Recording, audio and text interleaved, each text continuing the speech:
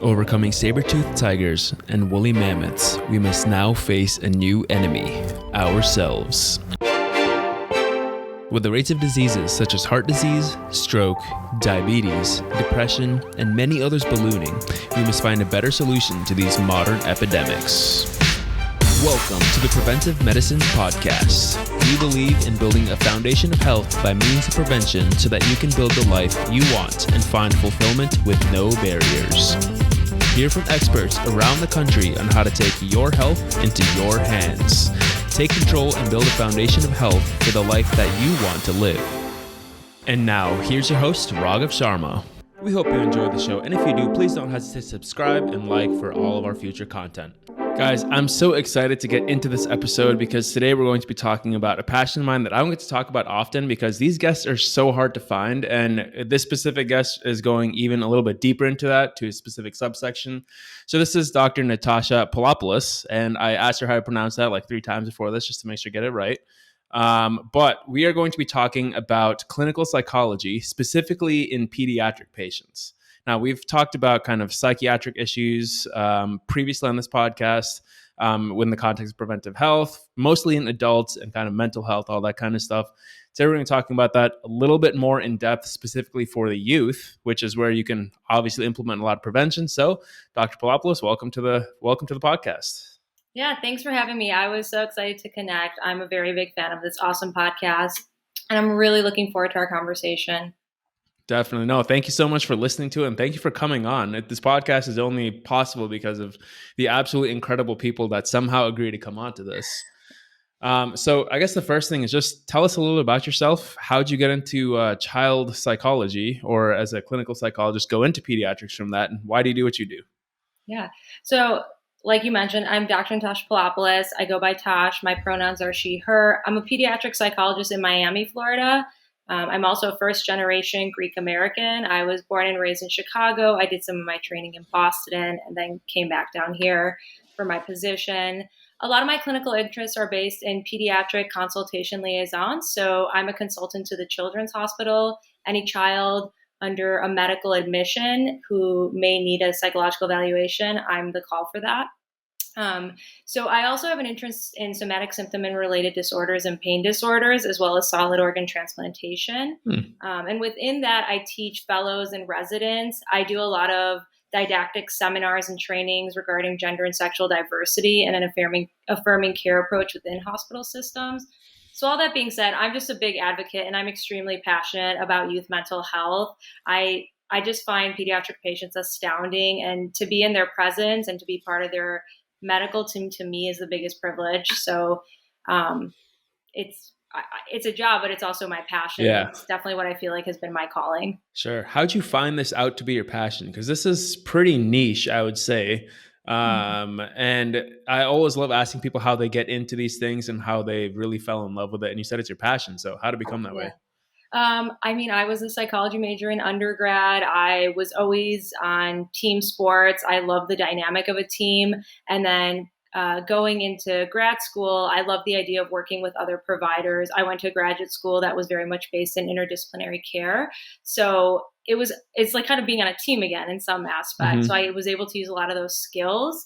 I always really enjoyed working with others. I just didn't know in what aspect. And, I give you a lot of credit because medicine, I found it very challenging.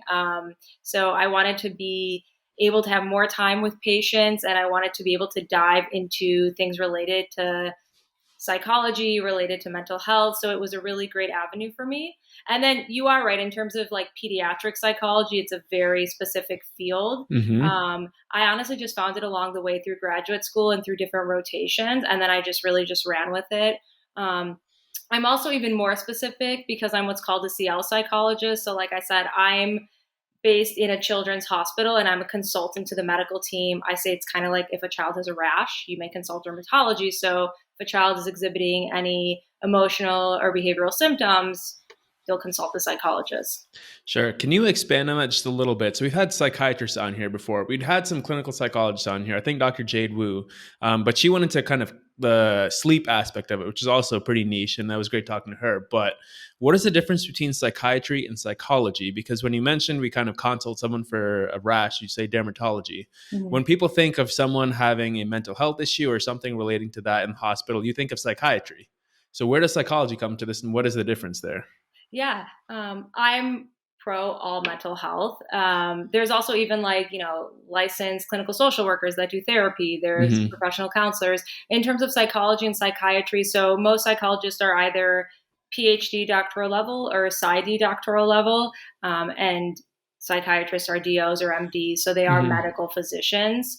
I think that they take on the piece of doing a lot of like psychotropic medication management. And I do know that some also do therapy, but in terms of a psychologist, we're really trained in clinical assessment and diagnosis of patients and also therapeutic intervention. So a lot of people say like, oh, like do some CBT. Like what is CBT? So like Mm-hmm. cognitive behavioral therapy Mm-hmm. or dialectical behavioral therapy. So we're trained in specific treatment and therapeutic modalities that are more geared towards talk therapy as opposed to psychiatry, where there are medical doctors who specialize in psychiatric symptoms but are often more of the medication managers. Definitely. It's kind of a bad joke here. I hope you have more time to talk to patients than psychiatrists who have like 5 minutes per patient. Yeah. CBT definitely needs more time than Yeah. that. Yeah. Yeah. So, also, one of the other distinctions I wanted to ask you about is kind of the difference between adult and child psychology. I know you specialize in child psychology. Did you notice a distinct difference in the two, and why did you decide to branch off? What is that big difference? Yeah. So I'm trained as a licensed clinical psychologist. So I have a general, like I'm a general psychologist, but then Hmm. you choose to specialize.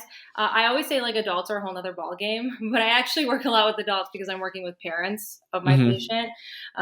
With children, I think the big thing is focusing on development. There's so many distinct and major developmental periods within a child's life that it's really important to have an understanding and knowledge of those different milestones and those different transition and developmental periods. And then also, like, if we get even more in the nitty gritty that, I know as a physician, you may be able to talk about is just like the development of the brain, right? Because the brain and the Hmm. mind are interacting. So, what is the brain looking like at a specific age? What areas are more developed? What areas are still developing? So, for me, I always just was really fascinated by children.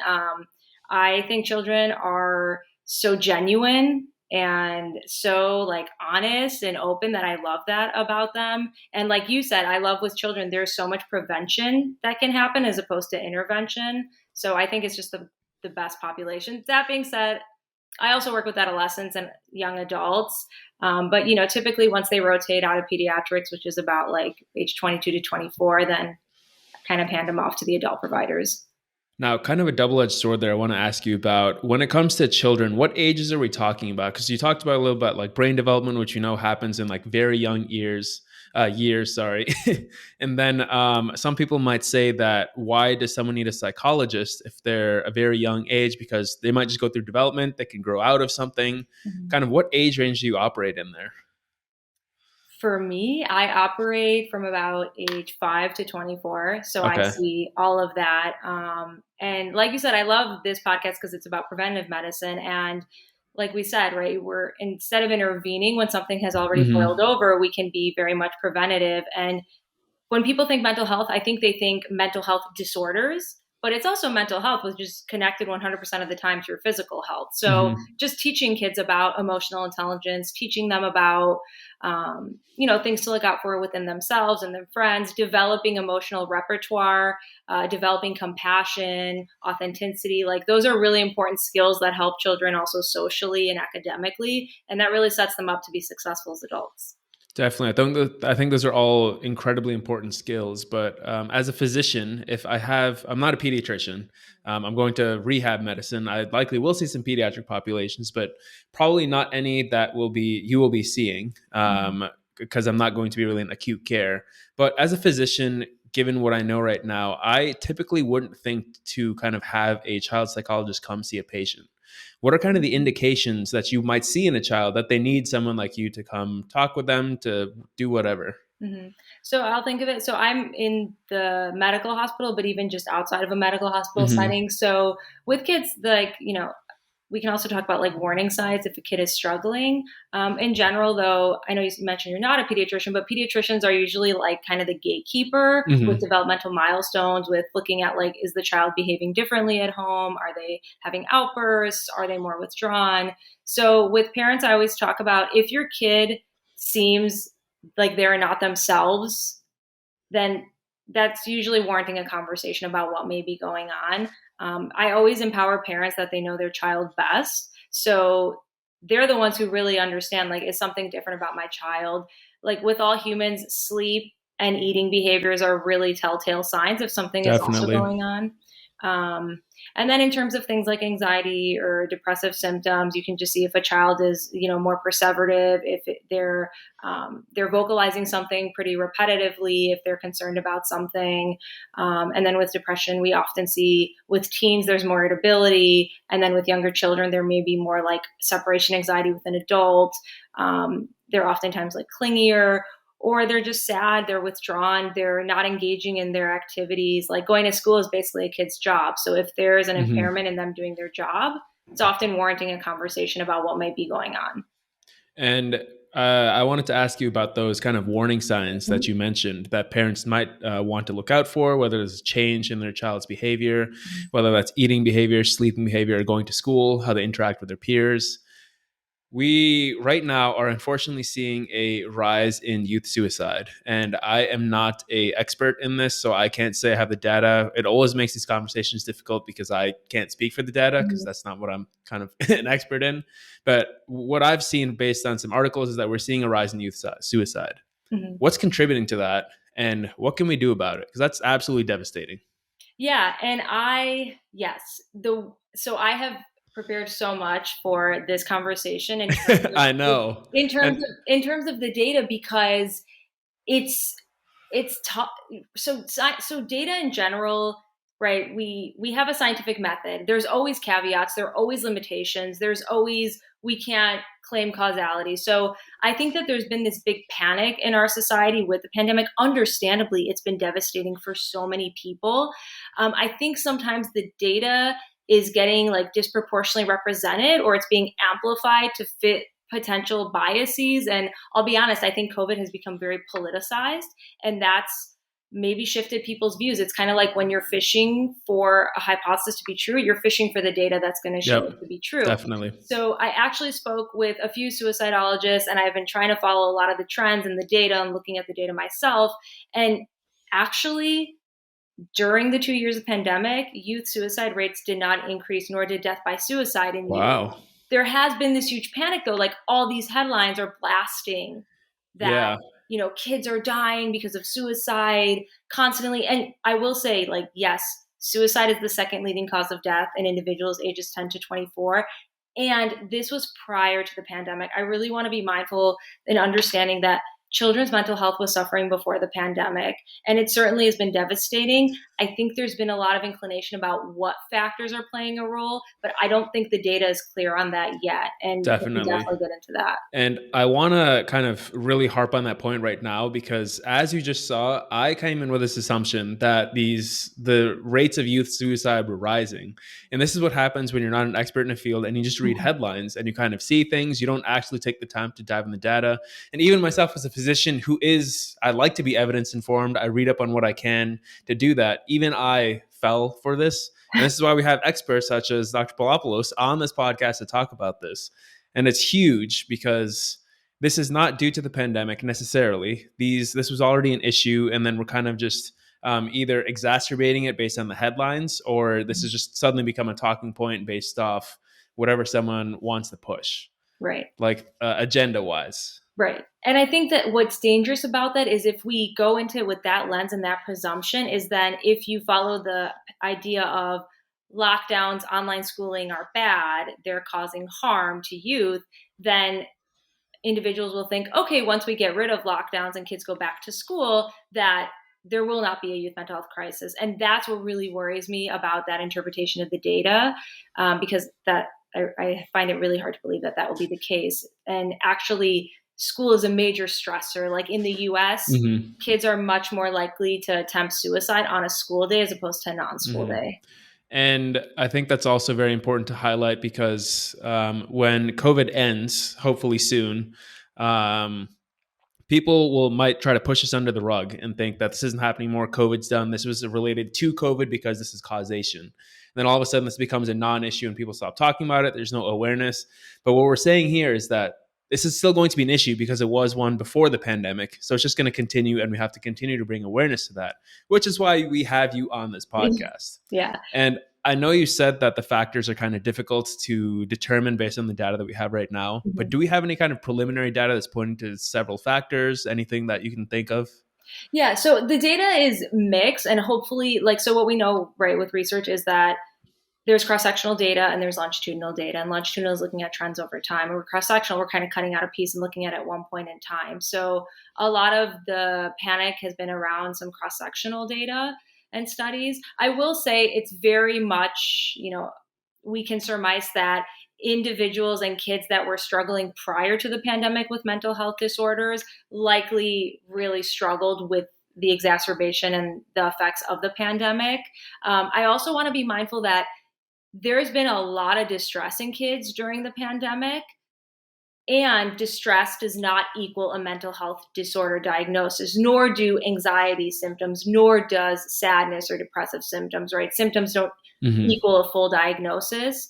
I will say that there was an uptick in eating disorders among adolescent females, which is pretty alarming. And eating disorders, with all disorders, are pretty devastating, especially because there can be, death is a possibility due to lack of nutrition or electrolyte imbalance. Another, strange thing that was seen was a little of an increase in tic disorders among adolescent females, which is really atypical because tic disorders are more prevalent in males. And real quick, what is a tic disorder for those that are listening? So I'm definitely not an expert. They might be thinking of the bug. Yeah. No. And we're not thinking of that, right? No. Okay, I just want to be clear. I'm definitely not an expert in tic disorders, but tic disorders, it's kind of like almost like a repetitive movement. It can be like eye blinking, or it can be like a certain twitch that someone is displaying over time. One bizarre phenomenon, I will say, I'm not on TikTok, so I don't really know how it works. I don't know if that's embarrassing to state, but there was something coming forward about something called TikTok tics and just these social media trends. And interesting. Don't know if that's playing a role, but it's a little bizarre. It's definitely like atypical than what we're used to. I think even just this like social media blasting a lot of things about different personality disorders and mental health disorders. I think it's creating some false narratives. So we should be mindful of that. Speaking of social media, a lot of people put a lot of blame on social media for a lot of the increases in mental health disorders and just symptoms of mental struggle, whatever you want to call it. Once again, I'm not versed in this terminology, so please forgive me for that. But what can you say about social media in this environment? I feel like the data's it's nuanced and it's messy. Screen time has probably definitely gone up during the pandemic. Now, what the impact is, I think it's just really mixed. I think there's certain data that may show that it can be really harmful to youth, and certain data that may show that it's not as harmful as we may think. I think that in general, in social media, sometimes it can connect a lot of people, and sometimes it can go down a rabbit hole, and we can see certain sites or certain things that are being advertised that may be negative to mental health, such as there's certain websites that may promote eating disorders, or that they may promote other mental health conditions. So I think those are definitely not helping the situation. Definitely. And then speaking of headlines as well, and a lot of these questions seem to be based on headlines now that I kind of look over them, this outline. But one of the other kind of huge headlines and huge talking points has been that virtual schooling for children, like just taking them out of the classrooms due to this COVID restrictions and whatnot, have hampered their mental development for a multitude of reasons. Number one, because they don't have a physical teacher. Number two, because they don't have that peer-to-peer interaction. They're stuck at home all day, not able to go outside, play with their friends, all of these things. People have said this has had a massive impact on mental development. Is that true? Yeah. So again, we have to look at what the longitudinal data or long-term data will look like. I think it's a tough call because I think it's extremely child dependent, right? There are certain kids who have thrived with online schooling, right? Someone who may be more socially anxious for them, online schooling may actually be a relief and a break from the other pressure of school. There's a lot of bullying that goes on at school, so that may be alleviated. I think in general, there are certain factors we need to be aware of, like what are mitigating factors to what we're seeing at school. And like I mentioned earlier, school is definitely a major stressor for kids. And stress, it can be positive, it can be negative, it can be both. But it definitely is something that kids are feeling. So I think it's very child dependent. And I think the data is really messy and complex. Again, I think individuals who may have certain biases or social agendas, they may be inclined to look at only one set of the data or only specific findings. I think one thing to be mindful of is there are youth that receive a lot of mental health care at school, like when they were physically going to school to see like a counselor. So those services not being able to happen, those could certainly have an impact. But kids are extremely resilient and they're pretty adaptable. The thing that I think is worth focusing on is the constant shift or the change between like online school, hybrid model, in person, back to online school. So all people love routines, and that's really important for development. So when there's constant and frequent changes in routine and there isn't as much predictability, I think that can increase distress in kids. Definitely. And I also wanted to ask, continuing on about that, unfortunately, another part that has been politicized is masks. We're not going to talk about the use of masks, but we're going to talk about that some people say masks have reduced children's mental development because they're not able to see facial expressions anymore because just they can only see the eyes. Is there any data on that? So there have been some studies that have tried to look at this, and some, like you're saying, some worry that we get a lot of like emotion recognition, identification, and cues from looking at other people's faces. I think of like right when your baby first smiles at you, I'm sure it's like such an exciting moment because they're like mirroring the emotion. So they have done studies where they'll have someone look at a face, and it'll be like children looking at a face that's masked versus unmasked. And the data on that is mixed in terms of like, can they identify the emotion? But it's important to remember that masking at school for a few hours and preventing a very severe illness, I would say outweighs the few hours that they're masked. And because that's, to me, I don't think that that's going to change their ability to identify emotions because they're going home, they're around their family and loved ones where they can be unmasked. They're also outside if they're unmasked. They're talking like to peers, like through Zoom or through like media platforms. So they're also having opportunities where they're not always masked. So they're still getting that interaction. Sure. I think there's also been like in certain cultures and around the world, there's countries where like masking or veiling has been much more common. And I think the evidence and data from those cultures is pretty reassuring that it's not stunting child development of like emotion identification. So I think that preventative measures for potentially life-threatening illnesses would outweigh something that we still have mixed data on and we've seen in other areas in the world is not harmful and it's not stunting child development. Yeah, so what it sounds like is that we pretty much just need to wait to see some longitudinal data. And there's things that exist on kind of both sides, as people love to say, where some people say, yes, it is hurting mental development. Some people say no, but there's no conclusive data. And people just love coming to conclusions for their own kind of biases. Unfortunately, a lot of these biases come from what we, as people who've gone through school, gone through all these things, think of as normal.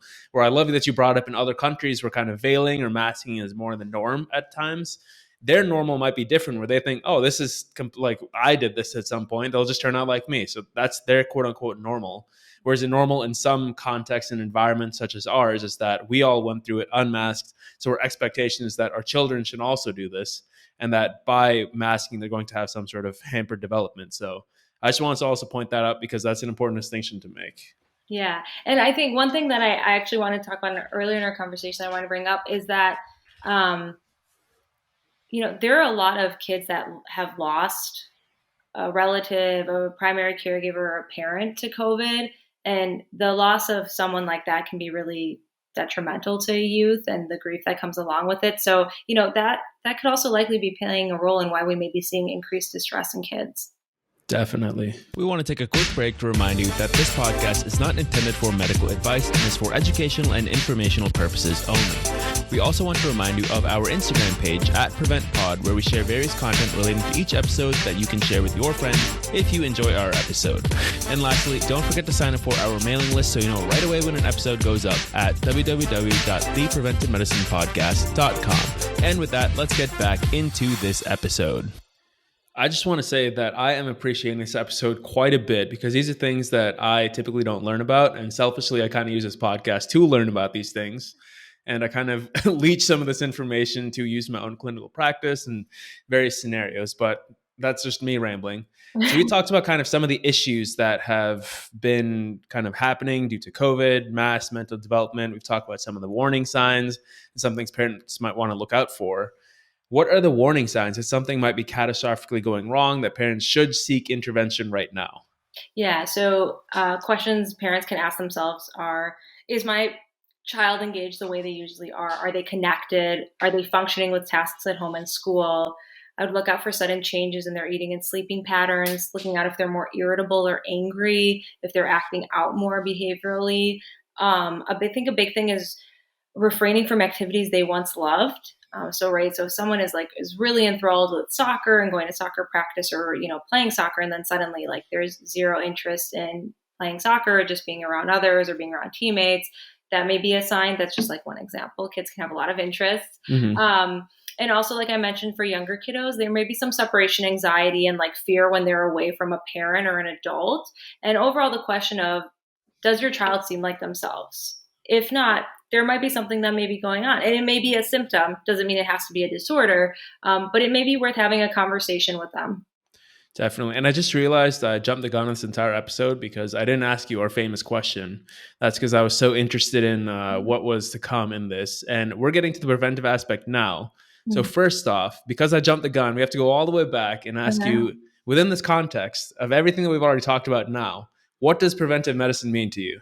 Oh, okay. To me, it would mean taking measures to reduce disease likelihood. So as someone who is in mental health, I see it as there's been, and correct me if I'm wrong, right? Because I'm also not an expert in certain things.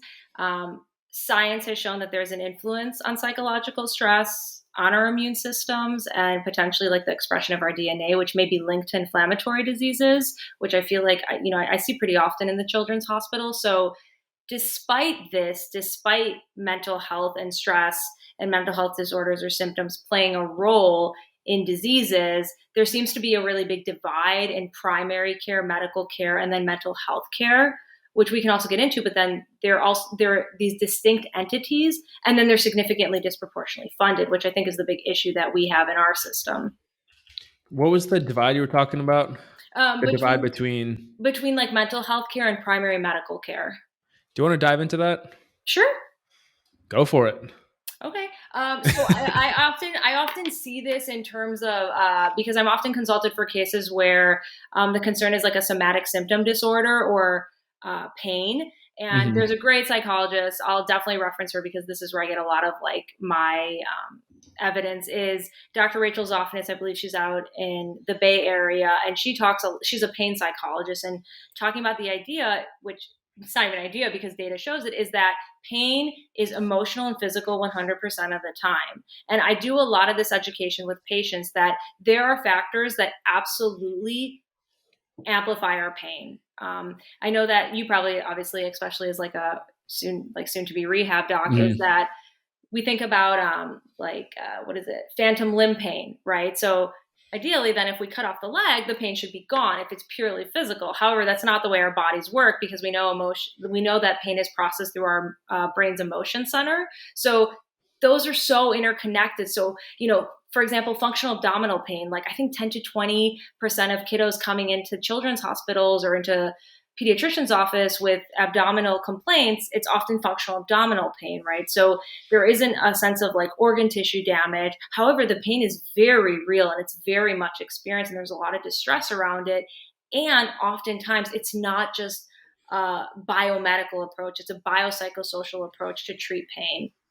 Definitely. And I think we have touched on that in previous episodes, and it's great to be able to tackle that from the other side now of the kind of the psychologist side. But we've definitely talked about in episodes such as that with Michael Ray, where pain is not only a kind of mechanical experience, like something's wrong, something's broken, but it can also be that psychosocial model. There's factors that are going on within like mental health, psychologically, also within like the context of their community, their environment, all those different things. And a lot of times people have certain meanings that they've attached to their pain.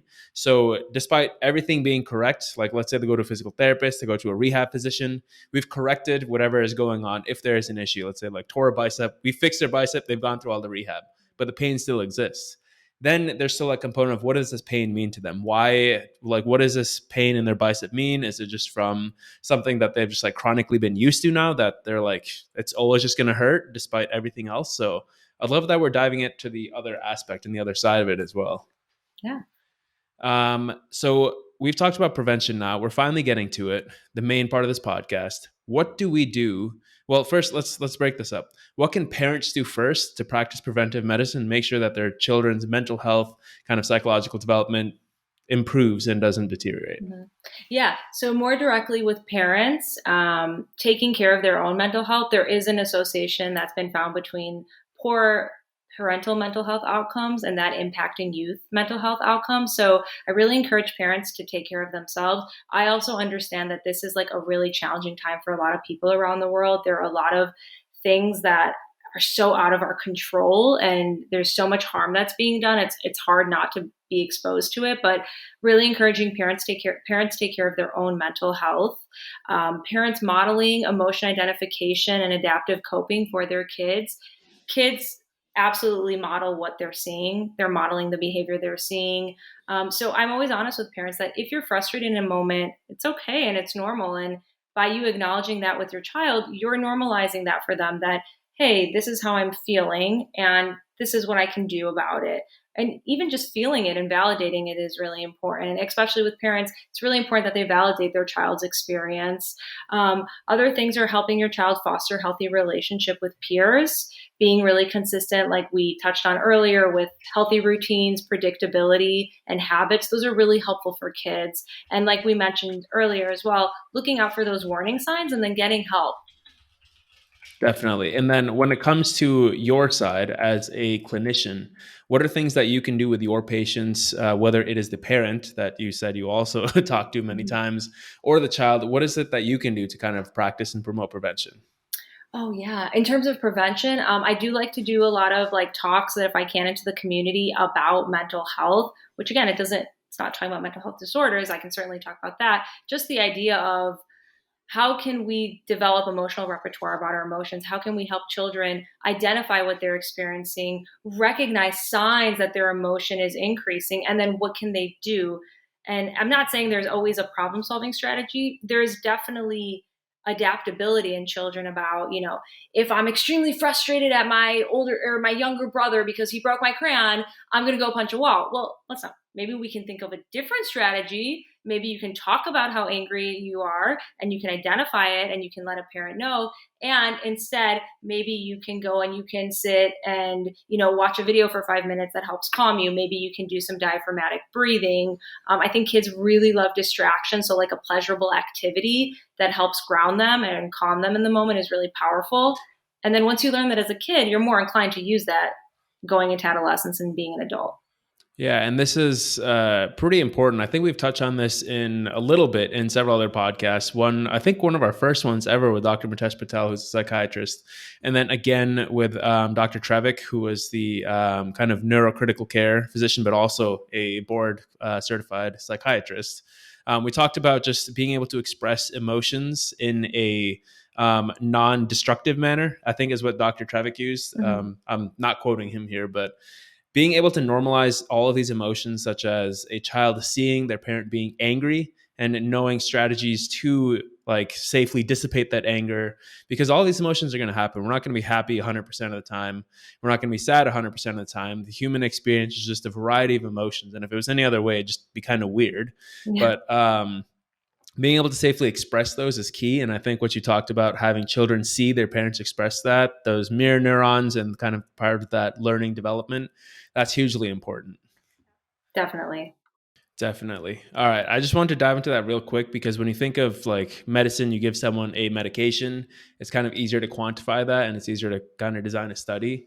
So, not being in that field, I don't really know how is because Ah, all of these things, all these emotions are kind of subjective. So, someone being angry, expressing anger a certain way, maybe okay. this is a better way now that I'm explaining the question, but is Yeah. there anything you can So add now? it's right. So it's so funny, right? Because to me, I'm like, oh, these things like make sense to me, and then I realize, right, like that not everyone is in this like tiny Yeah. field that I'm in. So there's a lot of things like psychometric measures. So measures that have been developed over time, they've been validated, they show good reliability and validity, and they are looking at certain constructs, right? Like pretty most people are familiar with Beck's depression inventory, for example, right? So it has questions that once you score it, it'll look at like, are you having mild, moderate, or severe level symptoms of depression? Same with things like, really famous is like the MMPI, which is like a personality assessment, which is like over 400 questions of true and false Hmm. statements. And that starts to, when you score it, you can look at like levels of different like pathology or different personality traits. Got it. All right. Moving on from there. That was just a little bit for my own curiosity. Yeah. But you also mentioned you further specialize even more within like children and whatnot to specific populations, such Mhm. as that of the LGBTQ community. Mhm. And you kind of had a talk on this, I believe. I watched a YouTube clip on this, or it was an article. It was one of the two. Mhm. But you talked about how they're specifically susceptible to specific mental health struggles compared to their peers. Can you talk about that? Why are they, and what do we do about that? Yeah, so yes, I am extremely passionate about LGBTQ plus youth mental health, particularly because these are individuals who have been they're marginalized and they're at increased risk for a lot of poor mental health outcomes. I also think just given this situation going across the US, like I don't know how familiar you are with it, but there has been so many bills that are being just spread across the US, including Florida, unfortunately, where they're banning trans athletes from performing. They are, here in Florida, it was just like this most saddening news that the Don't Say Gay bill was passed, which would limit and ban any classroom discussions like K through third grade that have anything to do with sexual orientation or gender identity. And it's been just disgusting because we know what the AMA and the APA show with like gender affirming care saves lives. We know that gender identity and sexual orientation are healthy aspects of one's identity. I think some people fall under the idea that when you talk about gender identity and sexual orientation, you're talking about sexual activity. And that's so false. And that's like such a wrong narrative. Hmm. So yes, so within LGBTQ youth, the Trevor Project, great organization. They've pumped up a lot of data and research, and in a recent study, they found that 42% of LGBTQ plus youth said they seriously contemplated suicide in the past year, and then that Wow. rises to 50% for transgender youth. And they're also Wow. 2 to 3 times more likely to experience discrimination and bullying and report a lack of safety at school. I mean, those numbers are Hmm. astounding. Like, uh, it's and it's crazy to me that we know this information and then people in power are putting bills and laws in place that are going to harm communities and harm kids. Um, it's it's devastating. And honestly, as a psychologist, I think it makes our job even more challenging because part of what we do is we foster a safe space, and we know that gender affirming care really decreases a lot of distress in youth and in individuals. And then now we're having the situation where they can't talk about themselves at school or they can't talk about their family at school, and then that may increase their distress. And what does it mean to them and their identity? One of the most alarming stats to me is that in the past year in the US, it's estimated that one LGBTQ plus youth or young adult attempts suicide every 45 seconds. Wow. So it's pretty tough. It's also there's also a lot of other data looking at like increased substance abuse, increased homelessness. So it's a pretty challenging situation. I think right now what's going on in the U.S. is so harmful that we're trying to improve mental health, and yet we have bills and governments that are kind of going Doing the against that. opposite. Yeah. Yeah. Those stats are absolutely like they're terrible. Yeah. It's really bad. But the obvious answer here to kind of what we can do about this to prevent a lot of these issues is obviously legislation, which Mm-hmm. is above many of our heads. Mm-hmm. And there's just things we just can't do about it. But what can we do? What is in our power to kind of alleviate this?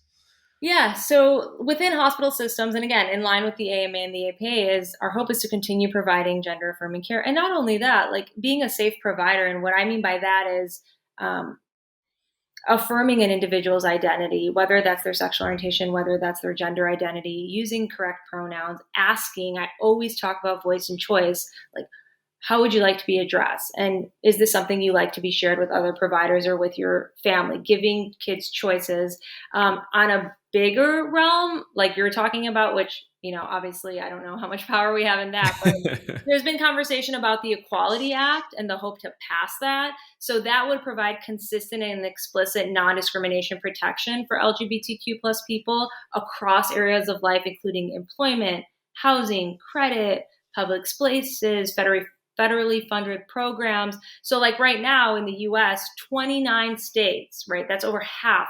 They can deny freedom to people. So whether that's like housing, whether that's employment, they can discriminate based on one's identity. So the hope is Wow. if that act is passed, then we can really, really see an improvement of this across the country. My fear though is that It's not going to get passed.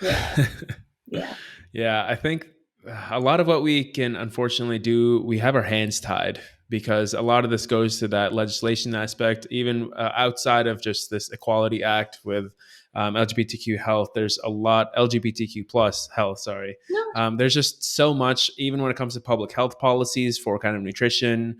All of these, it's just there's a lot out of our hands. It's really frustrating, and I can see that frustration in your face and talking about it as well. And I see my medical colleagues who they share the frustration. They so badly, sometimes I feel like they so badly wish we had a magic wand to fix the social situation at home. And unfortunately we can't. And, it's like we're in a system that's already like, I feel like is like overwhelmed, like overburdened, overworked. And one thing that I was going to bring up, like based on this in our conversation earlier, is about like what we can do systematically with like trying to improve mental health in youth, and that's improving access. So like, for example, I think a lot of people have recently read this, that the federal government invests over about like 15 billion annually to ensure that enough physicians are distributed throughout the country. And then the investment in training a mental health workforce is 1/500th of that. 1/500th. I can't do the math right now. I can't do the math. I'm not a mathematician. It's not even close. But That's the point. It's not even close. And I think,